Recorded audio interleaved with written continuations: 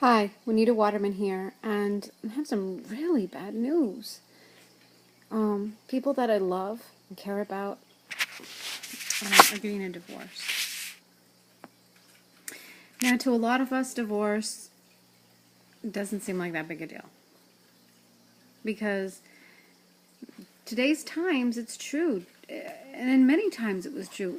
From the beginning, men had more than one wife. People did all kinds of behavior that, and some would view as less than desirable. And when your mentor does something, now here's the thing, it's not my spiritual mentor. Imagine if it had been my spiritual mentor, what just happened too. Believe me, people who are spiritual, have done spiritual guidance, or have been leaders in the Christian congregations, have done things that are discouraging to the congregation. And why?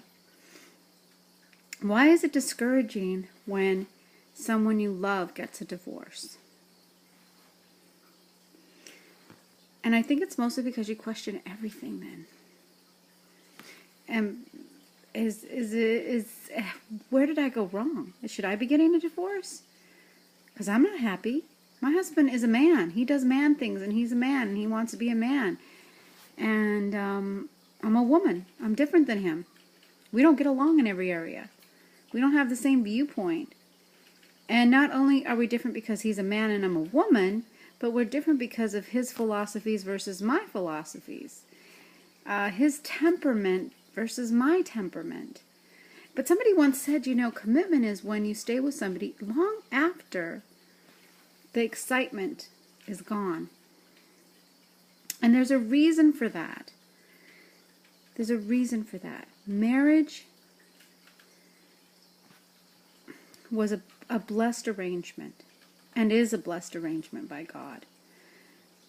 It was meant for a man and a woman to procreate and have babies. If you're not going to have babies and you just want to have sex, you still got to get married. Sorry. But in the real world today, that's not the case. People just have sex to have sex. It's just a recreation. It's a sport. It's something people do for fun. They watch it in pornography. They do it as a sport. How many can I sleep with? If guys can do it, why can't girls do it? And I'm not judging any of this, because believe me, I used to be a teenager. I know what it feels like to have no self-control, to do things that are not desirable and not attractive. I know what it's like to be that person. I know what it's like not to have self-control. I already said that. Anyway, the point is it's painful. I'm hurting. I'm hurting for them, because obviously they're going to pay the consequences that every divorced person pays, whether they want to believe that there's any consequences or not. A lot of people get divorced and think, oh, there's no consequences, it was the best decision. And if the guy was trying to kill you, yeah, it is the best decision. If he was cheating on you, for you it was the best decision. For him it was a bad choice. Bad judgment too. But in reality, marriage is all about work. It's not about, oh, this is so easy, this is so fun. And that's why they call it the ball and chain. And that's why men avoid it so much, is because they know they're going to be committed to this person forever. And then when they make mistakes and cheat on you, it doesn't just hurt you, it hurts them more. And when it really hurts them the most is when they propagate a lie, saying it didn't hurt me. It was the best decision I ever made, cheating on my wife and leaving her for another woman. That's when it hurts them the most. Because they don't know. They're ignorant. Ignorant to some spiritual and universal laws that will catch up with them eventually. So you can ignore the universal laws, and it's fun to do. You can get away with a lot when you ignore them. You can do a lot of damage. You can mislead a lot of people, getting them to think what is good is bad and bad is good. But in the end, you will pay what everyone does, the consequence. Everything has a consequence. Good consequences, bad consequences. And we can't run away from those. It's just a law, universal law. So when I hear about my friends getting a divorce, when I hear or hear about them breaking up, or hear about them cheating on their family, whether they have kids or not, I definitely do not judge them. I'm not without whatever. But when they say somehow it worked out for that person, worked out for this person, they're lying to themselves. Breaking universal law, you will get caught up with. Maybe not now, maybe not tomorrow, maybe not even in 10 years from now. But it will get caught up with you if you were the one breaking it. The innocent mate, time will heal all things. But for the one who is breaking the law, time will catch up with you. And those things that were being done in the dark will be exposed. You will be forgiven. Yeah, because you admitted it. If you admit it. But if you somehow want to find a way to justify it, there's nothing anyone can do to help you. Because in your mind, what's good is bad, and what's bad is good. And that's the trap. And it is a trap. And it's an easy trap to get into. Believe me, I've been there. Don't judge anyone for falling into that pit. But I paid horrible consequences. Horrible consequences for it. My children paid for it. And I'm not the only one. Look at King David. He paid horrible consequences for his sins. Many, many other Bible figures, though good people, made horrible mistakes, and they had to face the consequences. I'm not alone. It's the universal law. It's not good, it's not bad in the sense that no one's judging you. It's just gravity, the law of gravity. You fall off something and you splat. Is that good or is that bad? It's the law. It's the truth. You can't break universal law and expect nothing, no consequences. There will be consequences. And anybody lying to you, telling you, it's not going to be bad, they're lying.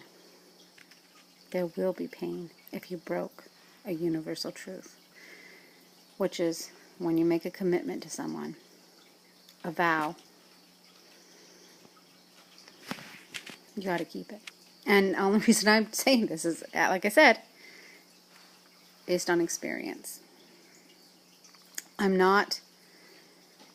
am forgiven. I made a mistake. But believe me, the people that had to pay for my mistake, the grandchildren, the children, and some people don't have kids. There will be other ways you have to pay for that mistake. It hurts. Long, long, long time. Not just you. It's a wave. And it does have effects. It's true, your past doesn't equal your future. But your past does leave waves. And it does affect your future. And don't let anyone ever fool you about that. Your decisions affect your future. Other people's decisions and your past don't affect your future, but your decisions have a ripple effect. Don't let anyone fool you into thinking they don't. Sure, you might have to live with somebody you're not madly in love with anymore for 50 years, okay? They're the opposite sex. They're probably totally opposite you. But here's the cool part. This is temporary. Our life is temporary. And if we stay loyal, with conviction, with commitment, there's rewards for that too. And you don't always get to see them either. But one reward that you are allowed to see is when you're loyal and true and committed to the right causes, there's a blessing ahead, which is a paradise earth that you get to live forever upon. And it doesn't matter how long it takes you to be sorry for making bad choices. Just don't go and act like that bad choice was a good choice. At least in my opinion. I mean, you can. You're just gonna mislead even more people, which I find intolerable. If somebody asks me, you got a divorce. Yeah. I was married to a guy who lived with his mother, and he wasn't going to pay child support anymore. And he wasn't taking care of his children. He had been abusive to them. Yada, yada, yada. And when he said he wasn't even going to pay child support anymore, I divorced him. Because a man who won't even feed his own kids, I was done. But I did not have Christian